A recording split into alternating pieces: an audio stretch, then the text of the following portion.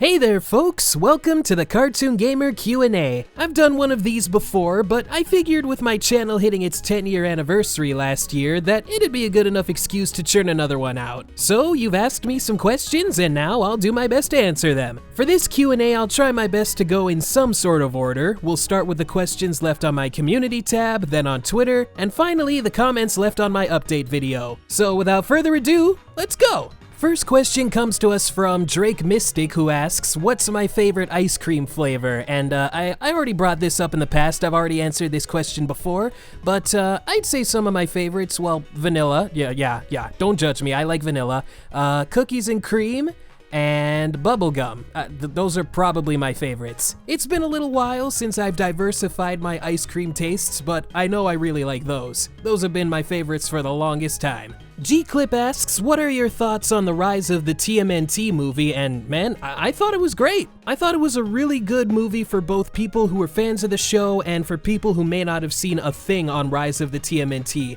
I would have liked to have seen a few more references and characters from the show, but it was still great entertainment. I think it's one of the best TMNT movies we've ever gotten. And I hope against hope that someday we'll get more Rise of the TMNT stuff, because you know, after that movie premiered, I have not seen Rise of the TMNT stop trending on Twitter every couple of days since then. So I'm hoping sooner than later that this gets the ball rolling on something in the future. Maybe another season, another flick. I would take anything at this point. But yeah, Rise of the TMNT, that is good stuff. If you haven't seen it yet and you're on the fence about it, just give it a watch. You won't be disappointed. Ruby Rogers asks what my thoughts are on the Kirby series since it's been a while since I talked about it, and you know, I haven't played a lot of Kirby games since I last talked about Kirby on my channel, like, I don't know, almost 10 years ago, but I still like Kirby. Kirby's cool. I like the Kirby anime. I picked up Kirby and the Forgotten Land last year, and I thought that was a fantastic game,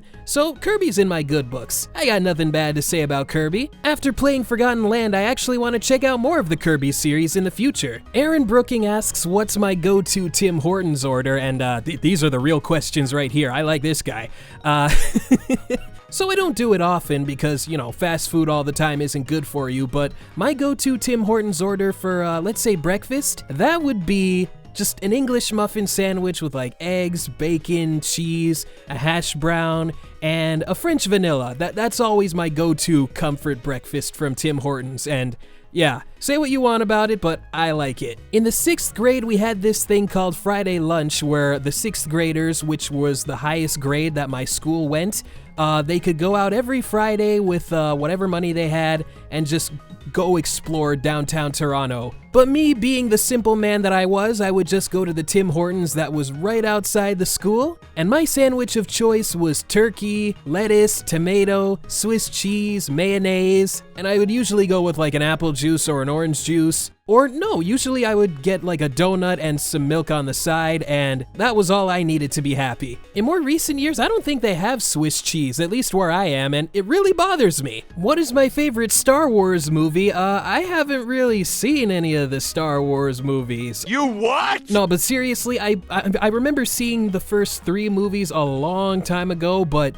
man, it was not in the best environment. It was in a basement somewhere and it was really cramped and I really couldn't focus on the movie. But you know, one day I made a promise to myself. I know the Star Wars movies are really important, so one day I'm just gonna sit down and watch at least the major ones. You know, the originals, the sequels that came out in the 2000s, maybe the ones that came out in the 2010s, but yeah, one day I will. What are my thoughts on Ash leaving the Pokemon anime? Well, I have a lot of thoughts about that, but the initial thoughts, well, when the current series started, I kind of had a feeling this might be Ash's last journey because, I mean, Ash was getting a bunch of Pokemon that people have wanted him to get for years. He was doing a bunch of things that we thought we'd never see him do, like fight Elite Four people, champions, but I didn't really think it was gonna happen until they actually said it, and it really shocked me. It still hasn't fully set in, especially with the epilogue series and how it's going, but yeah, we'll see what happens in the future, but right now, I don't know how to feel. But we'll see what they do in the future. It wouldn't surprise me if the way things are going that they decide to backpedal on it and are like, oh, okay, let's just bring Ash back. This isn't working how we thought it would.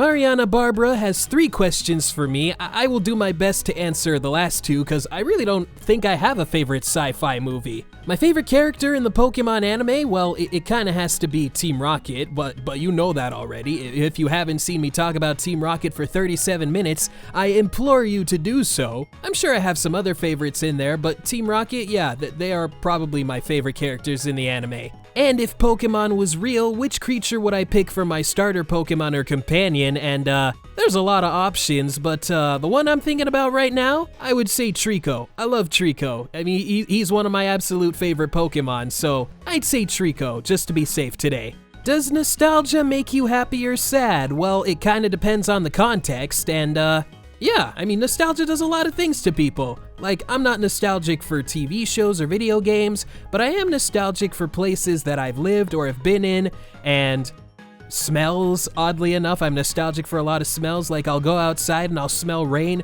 and it reminds me of growing up in Scarborough, Ontario.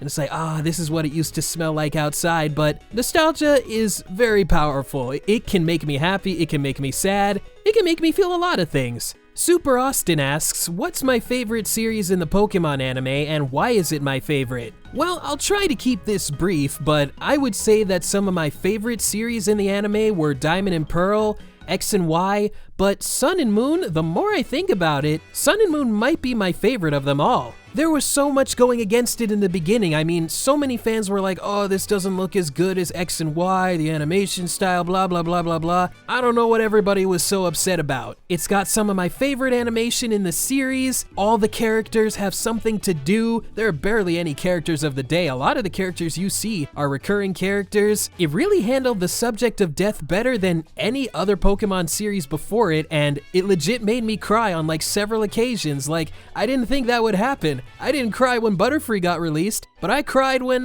Stoutland passed away, or various other episodes like Memories in the Mist. That one is a real tearjerker, and there was a real sense of family. All the characters felt really fleshed out. I love the Alola crew, man, and everybody can just stop with the Ash dad jokes because he found his dad with Professor Kukui. That is my headcanon. I am sticking with it. Kukui is Ash's dad through and through. I love Sun and Moon. It might just be my favorite. But yeah, Diamond and Pearl and X and Y, they are close seconds. They are really good too. Have I ever considered doing a Let's Play on the channel? Well, I did consider it years and years ago, but I don't really think it fits the style of my channel, and you know what? Me and my brother actually did an entire Let's Play, well, not a Let's Play, more like a playthrough of Tiny Toons Buster Bust Loose on Super Nintendo, but we never ended up releasing it. I just didn't feel too great about it. We had fun in the moment, but we just decided not to go through with uploading it, but I don't think I'm really the Let's Play type. What do you think will happen to the Rocket Trio now that Ash isn't the main character of the Pokemon anime anymore? I guess they'll just disappear? I don't want them to. Honestly, if Team Rocket stuck around, I'd be like, cool, that's fine. That's all I need. Who cares about Ash? But no, I do care about Ash, but I love Team Rocket more. If they stuck around, I'd be perfectly okay with that. But in all honesty, if Ash goes, I think they're gonna go with him too. I don't want that to happen, but I think that's what's gonna happen. By all means, prove me wrong. I hope I'm wrong. Travis Herndon asks if I'm going to do a review on the Jak and Daxter series like I did for the Sly Cooper games. I wanted to see if both your opinion on Jak 2 has changed since I remembered what you said about it on Pizza Party Podcast, as well as your take on Jak 3. You know, I've been thinking about doing something related to Jak and Daxter for the longest time, but that would mean I would have to play Jak 2 again, and my stance on Jak 2 has not changed. I still don't like it. In fact, I think I hate it. But who knows, maybe I'll talk about the Jak series in a big video someday. If I don't have to play Jak 2, that would be preferred. But yeah, my stance on the Jak and Daxter series still stands the last time I talked about it. I like Jak 1 enough. Jak 2 I absolutely hate. Jak 3 I feel is an improvement from Jak 2, and I like it okay. The Zenitsu fan asks if I'll ever talk about the Deke dub of Sailor Moon. Interested to hear my 2 cents about it. You know, I'd like to check out the original Sailor Moon one day. I don't know whether I want to do it with the original dub or the sub version. Maybe I'll do both, but I don't know if I'll do a dedicated video on Sailor Moon. Maybe I'll bring it up in passing, but yeah, first I need to watch Sailor Moon before I really feel like I want to talk about it in a big old video. Sailor Moon is cool, I love the art style, and I love the characters from what I've seen. I'll give it that much for now. What are some of my favorite songs from the Donkey Kong Country TV show? Well, I mean, there's quite a bit to choose from, but the ones that are coming up in my head right now are, of course, Big Bog Monster, Pirate Scorn, which got an amazing music video not too long ago, you should check that out. There's Eddie, Let Me Go Back to My Home, The Mirror Never Lies, Booty Boogie, and the Diddy Drop Rap. I'll just stop there because I could go on and on about some of these songs, but those are the ones coming to my head right now. Oh, and of course, You're My Whittle Evil One. K. Rool's voice actor, Ben Campbell, he is just perfection to a T, and that song really sells it. Shannon Martin wants to know if I work for Did You Know Gaming, since I talk a lot about them, and yes I do actually. I've been working with them since like 2014, and I've been doing it full-time since 2018. In various different roles, I have written scripts, I have done voiceovers, I have edited videos, but currently I am like the chief editor when it comes to like big Did You Know Gaming videos. The ones that Daz and Greg don't do, I put those ones together. It's a lot of hard work, but I'm not complaining, and I hope to continue working with Did You Know Gaming for a long time to come. It's pretty cool getting to say, yeah, I edited that. Or yeah, I got David Hayter to re-record some lines for that Metal Gear Solid video. There's a lot of people that might be a little envious of that, but you know, it's not glamorous, but I think it's pretty cool. Lori Martin wants to know how I feel about Ash leaving the anime, which I already answered, and what are my hopes for the new characters and the anime series. Well, I hope the new anime series is as good as what has come before. As long as it's got good animation, good storytelling, and fun characters to follow, I think we'll be fine, honestly. So yeah, for the new characters, you got a guy who's been around for 25 years. You got some big shoes to fill, so let's see if you can last as long as he did. No pressure. Alpha Marigi, I hope I'm saying that right, asks, what made you decide on the Pikachu in Gold and Ethan's outfit avatar? I seem to remember you having a red Ash outfit for the avatar initially, that is true, but you haven't moved on to the later gens nor back to Gen 1. Were you going to change outfits every year or two but decided you liked the Gen 2 protagonist look too much to change it? Dude, you thought about this more than I ever did. Yeah, I originally just used Red's outfit in an old avatar that I did on paper with pencil crayon, but yeah, I just decided to use Gold and Ethan's outfit because I really liked how it looked. I wasn't thinking about changing it every year or anything like that, and I just decided to stick with that avatar because I just like the color scheme, and yeah, not much more to it. I do update it every now and again with different colors, maybe some different design elements from different eras of Ethan and Gold's outfit, but I like that avatar and I'm gonna stick with it for the foreseeable future. Really interesting question though, I gotta say that.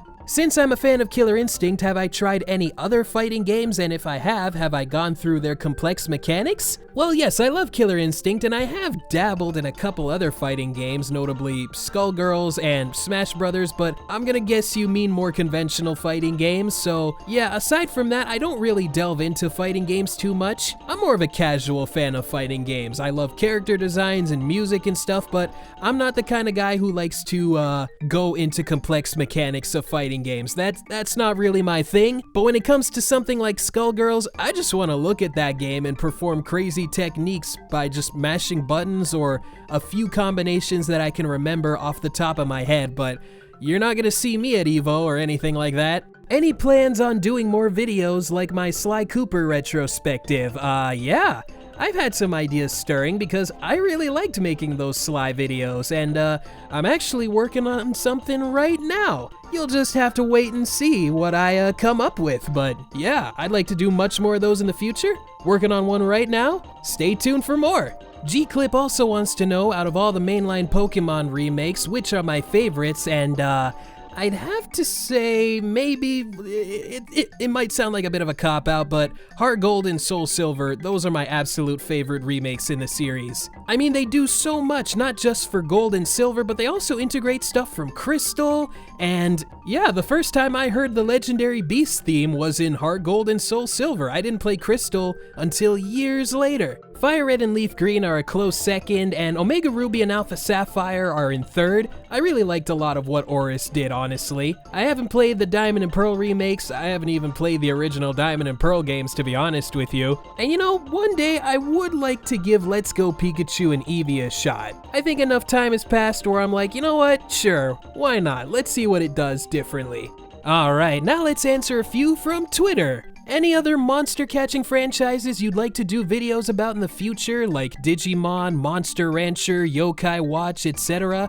I can't say I've really thought about it. I really don't have any strong attachments to any of the ones that you brought up, but if Metabots counts, I could see myself doing a Metabots video in the future, because I really like Metabots, but only if that counts. If not, then I don't know, I don't think so. Have I ever thought about making a community Discord, and what are some underrated games you think everyone should try at least once? Well, to answer the first question, I've thought about making a community Discord, but I don't know, man. I don't want to manage a bunch of random people that I don't know and all the things that they might be doing. That sounds like, Discord. Absolute chaos. So, yeah, I don't think I'd want to make a community Discord because that sounds like a headache to try to manage, and I know I could get people to manage it for me, but I'd rather not do that. That's not really my style. As for underrated games I think everyone should try at least once, well, I'm thinking of some rare games, which I have talked about on my channel many times before. I would say everyone should try Blast Corps and Grab by the Ghoulies because I think those games are absolutely fantastic, and not enough people talk about them. So everyone go play Blast Corps and Grab by the Ghoulies and thank me later. You'll thank me later. Okay, 2 questions here. First one, what inspired me to get into voice acting? And I would say just watching cartoons and seeing other people do their stuff. Like, of course, there's Mel Blanc and all the Looney Tunes stuff he did, and a lot of anime stuff. Just everything. There's a lot of people who are huge inspirations to me. I can think of like 50 people who are like, you were so influential into me getting into this business and getting into acting and blah, blah, blah. But I would say my first inspiration was probably watching some Looney Tunes and figuring out how Mel Blanc and all his associates just did all that stuff, because it was crazy to me. It still is now. Second question, what is a Canadian thing, cartoon, song, movie, etc. you were shocked to find out didn't cross over to the States? Well, I don't know, because there's a lot of things that probably crossed over into the States that just didn't have a lot of eyes on them, so I can't really definitively say something that came over from Canada into the States that really shocked me, but I guess butter tarts, because apparently those are Canadian cuisine, which I didn't know about until very recently. But I mean, I'm sure there's bakeries in the States that sell butter tarts, but they're really big up here, not so much in the States, and I'm like, really? Can Americans not really figure out what a butter tart is? It's just a pastry filled with stuff, and it's really good. Anybody can wrap their head around that. So yeah, if I had to say anything, I guess butter tarts. Right, now on to some YouTube comments. First one comes to us from Sammy Kenobi, who asks, what is my opinion on the Rayman series? And, you know, I really don't have too much to say about the Rayman series. I mean, I like the characters, I like a lot of the locations and stories that the Rayman series has made over the years, but the only Rayman games I've actually played from beginning to end are Origins, Legends, and I tried playing Rayman 1 years ago, but I kinda dropped it after a little while, but I'd like to explore more of the Rayman series in the future, and just like anybody else, I would kill to see another Rayman game. And I've played Rayman Raving Rabbids, the second one and TV Party, those were fun. CY has 2 questions for me. The first one is, do you think you'll be doing any more top 10s on favorite games on consoles, such as GameCube or PlayStation consoles, or other top 10 ideas? I really enjoyed your remake of the N64 top 10. Well, thank you. I mean, I really liked making that too. I'm glad you enjoyed it. And second question, I remember your Thieves in Time review, you briefly mentioned your opinion on the Ratchet & Clank movie and was curious as to why you didn't like it as a Ratchet & Clank fan. Okay, to answer the first question, you know, I've had some top 10 ideas in my mind, just hanging around in there. And I mean, I used to do a lot of top 10 videos back in my heyday, and there's a lot of perks to making top 10s, but I wouldn't say that I've fallen out of style with them, but I haven't had much of a drive to really make one in a long time. But you know, weirder things have happened. Maybe I'll get an idea one day and be like, yeah, I really want to do that, so I wouldn't leave it off the table. Who knows what I'll do? And to quickly answer the Ratchet & Clank movie thing and why I didn't like it, it was just a bad movie. It was a really generic movie. I feel it really didn't hit the spirit of Ratchet & Clank. There were like a couple of things in there that were kind of okay, but yeah, I didn't like that movie because it was a bad movie. Whether you were a fan of Ratchet & Clank or not, it wasn't really doing much for you. And yeah, you're right, it was extremely boring and forgettable. That's how I would describe it. Extremely boring and forgettable. Nathaniel Foga asks, in my 10 years of doing YouTube, what is something I reflect on from those years the most positively? Well, I mean, there's a lot. I mean, the opportunities to get to speak and get acquainted with some really great people, make some really great friendships over the years, and the fact that I'm still here enjoying what I'm doing is pretty good too, so I reflect on a lot of that positively. Like, man, I was just a random nobody. I still am, by the way, but I put myself out there. Some people took notice of what I did. I've gotten to speak with some great people with Did You Know Gaming, and on my own time when I get to interview voice actors and creators and whatnot. And yeah, whenever I feel a little down, I'm like, you know what? You've done some really great stuff. Just don't worry about it too much. You're doing all right, kid. What is my opinion on the CBC show My Goldfish is Evil?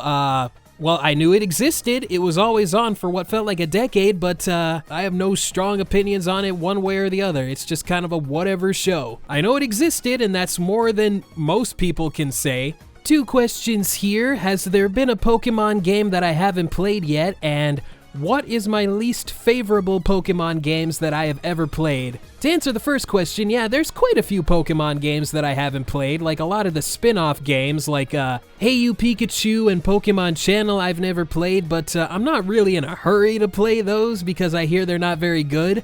A couple of mystery dungeon games here and there, Pokepark games, yeah, there's quite a few Pokemon games that I haven't played. And when it comes to my least favorite Pokemon games that I've played, I don't know. I mean, most of the Pokemon spin-off games I've played are pretty cool, so, I guess I'll say I played Pokemon Dash for a minute and I didn't really like it too much, so let's say Pokemon Dash, okay? Yeah, Pokemon Dash. Least favorite Pokemon game I've played. For all 5 minutes. Tanuki Player asks, is there any current TV show you enjoy? And yeah, if you're talking about shows that are currently running right now, if I could only name one, I would say Disney's The Ghost and Molly McGee. I really love that show. It's just, I love the art style, the animation, I love all the characters, the musical numbers are so great and toe-tappingly amazing. I love everything about The Ghost and Molly McGee, and I hope it goes on for quite a bit longer. I hope it gets at least a 3rd season, because most shows get nixed after 2,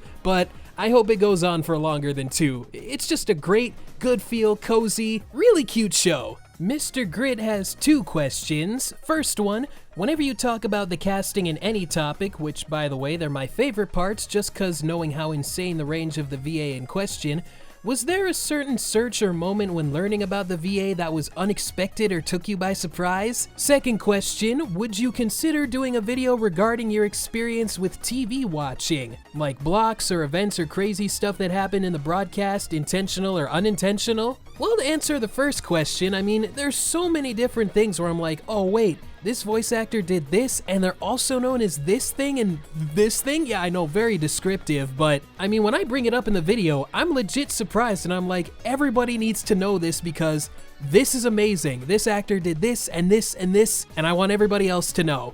I can't really name like a specific thing because, I mean, sometimes I'll see it, but I usually don't bring it up in the video unless I really need to talk about it. And for the second question, I have definitely thought about talking about my experiences watching television, and I like to bring them up in videos whenever I can, like I did it in my Growing Up with Canadian TV videos and my Bob and Margaret video. Or when I talk about a show I'll tell you about, oh yeah, this is where I first saw it, and if possible, I'll talk about the network a little bit and what it was like at the time, or what it's like currently, and if possible, yeah, I'll bring up little flubs here and there with networks and how they're operated or how they operated, because it's always fun, especially when you see it in the moment and you record it. Okay, 3 questions from Kenneth Mathia. I'll try my best to answer these as concisely as possible. What have been some of your favorite / most memorable moments when interviewing voice actors? Favorite DYKG video I've worked on, and who would be in my top 5 people that I would want to meet? For the first question, when interviewing voice actors, I mean,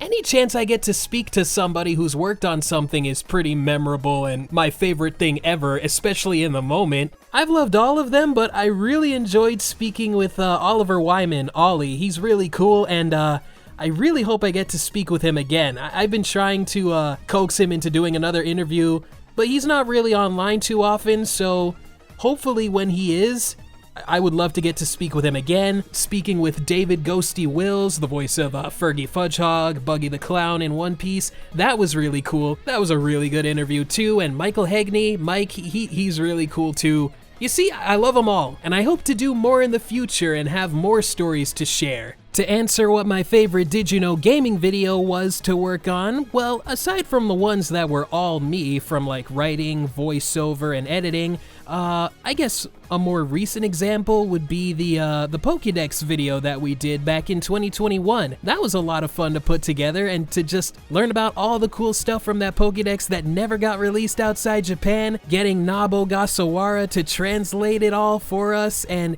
it all came together super well. And I mean, I loved closing out the video with the Pokemon Stadium credits from the game that also never came outside Japan, and that was just a really cool video to put together. And list of top 5 people I want to meet, I've never really thought about that too hard, and I don't know if I have an answer for that. There's a lot of people that I really want to speak to and meet for sure, but I don't know if I can just round that down to just 5 people. But trust me, there's a lot of people that I want to meet, or at the very least, get to chat with for an hour or so. Blade Blur wants to know if there's any scrapped videos I'd like to finish in the future, and well, to be honest, I don't know if I've ever really scrapped a video, especially when I'm in the editing phase. I've definitely written scripts for stuff or written down notes for stuff and never really got around to it. So I wouldn't say those videos are scrapped, more so they never really got off the ground. But I do have a few ideas in my head that I'd be like, you know, I feel like talking about this now. I thought about doing something with the TV show Video and Arcade Top 10 for years and years and years, but that never got off the ground, but maybe I can squeeze that in somewhere in another video. Chris the Leave It Man, or Leave It Min, has 2 questions for me. First one, what are some animated shows you've heard good / great things about and wanted to watch but haven't had time for them? Second question is, what are some animated shows you couldn't get into despite the amount of praise they get? To answer the first question for animated shows that I've wanted to watch, but I wouldn't say I haven't had time for them, I've just never gotten around to them. There's Hunter x Hunter, which my brother has said great things about, and I plan to give a watch. I just haven't given it the time yet. But yeah, I hear great things about Hunter x Hunter all the time, and I'm like, alright, one day I'll bite the bullet and I will give it a watch. For Western shows, I have never sat down to see an episode of The Venture Brothers, which I hear nothing but praise about. And I'm sure it's well deserved, but I've just never given it the time to watch. But one day, I hope to sit down and see what all the hubbub is about. As for the second question, I've never really gone out of my way to check out Adventure Time. I know it is praised to heck and back, everybody loves it for one reason or another, and that isn't to say that I wouldn't love it if I watched it too, but it just never really grabbed me as like regular show or Steven Universe. But like with Hunter x Hunter and Venture Brothers, there could come a day where I finally just say, you know what, I'm gonna give this a watch, let's see what it's all about. So, you know, I always like to leave the door open for stuff. Maddie Narrative asks, how do you feel being Canadian has impacted the shows you're able to cover, or otherwise changed your perspective versus other creators in the cartoon coverage space? Well, I'd say being Canadian opens me up to a lot more opportunities to talk about shows that other people wouldn't have talked about in the first place, whether it's because they didn't grow up watching it, or they just weren't even aware of it. And that isn't to say I know about every single Canadian TV show that's ever been made and I've watched every single one of them, but being Canadian and growing up during a specific time in a specific place, there's not a lot of people that have the same perspective as I do. And since I'm one of the guys talking about stuff, I figure I need to bring my own unique perspective to this stuff because I don't see anybody else doing it. Like I said, there's not a lot of people making Bob and Margaret retrospective, so I was like, you know what? I want to do this. I want to be the first one to say, yeah, I did a Bob and Margaret retrospective from somebody who knew about the show growing up and blah blah blah. Long story short, I like my Canadian perspective. I wouldn't trade my experience for anything in the world. Have you ever watched that show called The Kids from Room 402? I have not, but I definitely knew it existed growing up, and I actually have an interesting story about it. So when Cartoon Network Canada was airing shows like Ed, Edd and Eddy and Johnny Bravo in the overnight hours, sometimes my DVR would list Ed, Edd and Eddy as The Kids from Room 402. First time that happened, I was like, wait, what's going on here? And then when I tuned into the actual show, it was just an Ed, Edd and Eddy rerun, but it still said The Kids from Room 402 on the DVR description. I thought that was so weird, and you know what? It was a recurring thing. Every now and again, it would just say The Kids from Room 402 with maybe a description from an Ed, Edd and Eddy episode. Usually, it was always an Ed, Edd and Eddy episode description. But how do you mix up Ed, Edd and Eddy with Kids from Room 402, and why was that happening? Kids from Room 402 never aired on Cartoon Network Canada. So I don't know what's going on over there, but that was just weird. Ikana Canyon 7 asks, have you ever considered taking up streaming? Not necessarily as like a regular thing, but just hanging out from time to time, playing games, animating, or even when making videos. I think you'd be a fun guy to watch/chill with on a stream. Well, first off, I'm flattered that you think I'd be entertaining to watch whether playing games or doing my work, but yeah, thanks for that. I truly am flattered. And sorta like with Let's Plays, I have considered doing streaming, but I don't think I'm in the proper space to do it right now. Maybe sometime in the future. Also, doing things live scares the absolute crap out of me. I'm always scared something might happen and I can't, plan for whatever happens in the moment. But I don't know, maybe someday in the future, if people think it would be cool for me to stream something, I could give it a shot one day. Again, I don't think anytime soon, but yeah, who's to say it couldn't happen one day? Although I don't think I would show my face on stream. Maybe I could do an art stream someday,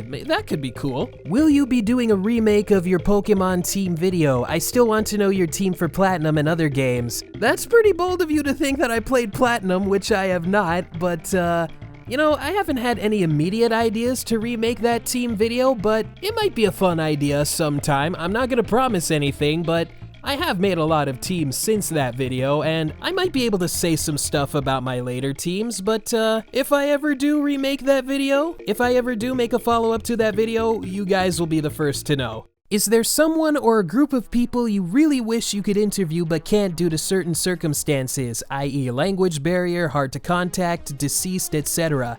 And if you could interview them, what would you want to ask them about? Ooh, I like this one, but yeah, there's a lot of people I would love to speak with, but for all those reasons you brought up, it might not happen, like, ever. If I could think of a specific person I'd like to talk to, this is related to, like, my interviews with voice actors, typically from the Pokemon series and what 4Kids did, but I would love to get to speak with KZ Rogers, who was the original voice of Wobbuffet in Pokemon, Tough from Kirby Right Back At Ya. She did a lot of stuff with 4Kids and Pokemon in general, and she retired in 2016, and I would love to get to speak with her about her career and just general fun stuff like that, but yeah.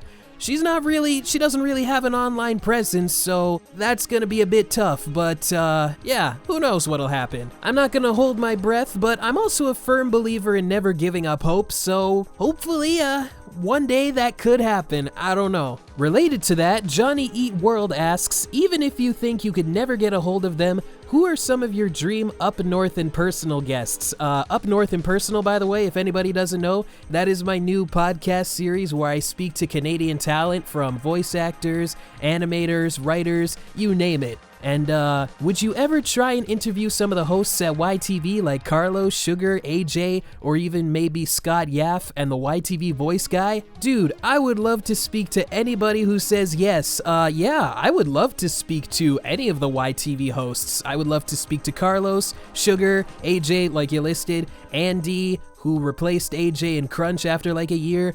I would love to get to speak to Joyce, who was with Carlos in the zone for like exactly 1 year before she disappeared. Scott Yaffe, that's Wink Yahoo from Uh-Oh. I'd love to get to speak with him if I could. YTV voice guy, absolutely. And if we're talking about dream guests that will never ever happen, I would have loved to have spoken with Len Carlson. Dude was a phenomenal voice actor. He voiced like the original Green Goblin in the 60s Spider-Man series. He was Burt Raccoon from the Raccoons, Crusha from Donkey Kong Country. He played a few characters in like Street Fighter, like Hugo. Amazing talent. He passed away in 2006, so yeah, getting him on this show is not happening, but I would have loved to have spoken with him because he seems like the coolest dude. But on the topic of the Raccoons, I would love to get to speak with the show's creator, Kevin Gillis. He's doing a lot of stuff right now related to the show, like getting it on DVD and Blu-ray and on streaming services, digitally remastering the entire series and the specials. I'd love to pick his brain about that show and all the other stuff that he's worked on in the past. But I already brought it up, but if I could speak to the YTV voice guy, who is, again, one of my biggest inspirations in terms of voiceover and that general stuff, I think I could die a happy man. He doesn't really have an online presence, so I don't know how that would happen, but, you know, a guy can dream, can he? What country would you like to see become a Pokemon region for the 10th generation of Pokemon? Well, the first thing that came to my mind is Australia, because I remember saying I wanted to see Australia become a region in one of my older videos, and a lot of people have been saying they want to see Australia as the base for a region for a long time now, so I'm gonna say Australia. Or Canada. Canada would be cool too. It'd probably be a very frigid region, but you know, you can take some liberties here and there. And if Canada did become a region, I'm sure that the food item in question that would be like the main thing for that region would be butter tarts. You'd be making butter tarts, you'd be buying them, you'd be giving them to your Pokemon. Just butter tarts out the wazoo, just all day with that. I'll take butter tarts over curry and sandwiches any day. Favorite YouTube poop, both yours and out of all the YouTube poopers? Well, that is probably the hardest question I had to answer for this Q&A. I don't know if I have a favorite YouTube poop because I love so many of them. I don't want to toot my own horn, but I haven't made a lot of YouTube poops yet, but I think my favorite is my most recent one, the one I did on the Toronto Raptors and their play-by-play announcer in the mid to late 2000s, Chuck Swirsky, or as I called him, Swuck-Chersky. So if you haven't watched it yet, whether or not that you watched the Raptors growing up in the mid-2000s or not, I think you'll still get something out of it. Just remember, viewer discretion is advised. And for YouTube poops I didn't make myself, I'll just say anything from Gabu-chan is always hilarious. That man has created stuff that has made me fall to the floor in tears, busting a gut. That guy never misses a beat. He's even helped me out with supplying me with some effects for my own stuff, so he's also a cool online acquaintance of sorts. I also had a few questions thrown my way about collaborating with other YouTubers, and you know, I'm not usually the first one to go to somebody and say, hey, you want to make a video together? If somebody comes to me and says, I really like your stuff, would you like to do something? Then maybe I would consider it, but I'm not usually the first one to go out there and workshop myself around because other people think that we would be cool together. I've done a few collaborations or made a few cameo appearances in some videos throughout my career, but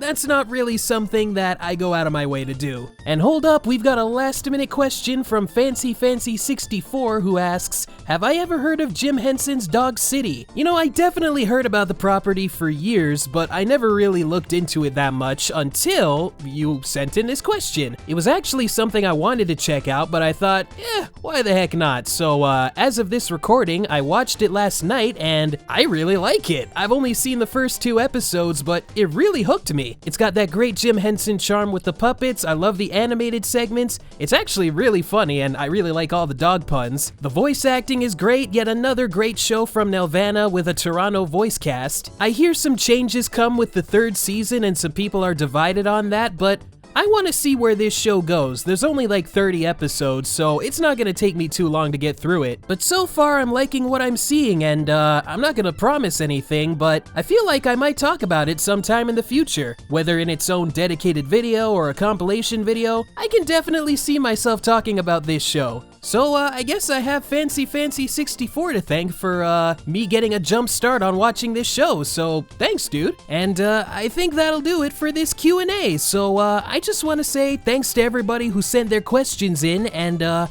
if I didn't get around to your question, I'm sorry about that, but, don't take it personally, I probably just didn't have a good enough answer. But I want to thank everybody who partook in this little video and helped make it possible. It's nice to get to speak with you guys a little bit more personally, and who knows, I might be crazy enough to do this again sometime. So while you're here, I'll just say thanks again for watching. Be sure to check out all my other pages for more updates on stuff. Check out my Patreon page if you haven't already. I want to see if I can get more people to it because I feel like I got good stuff on there that people would like to see. Whether you've been around for a very short time or a very long time, I just want to say thanks for sticking around, and yeah, thanks again for all the questions, everybody. Alrighty, with all that said, I'll see you guys next time. Later!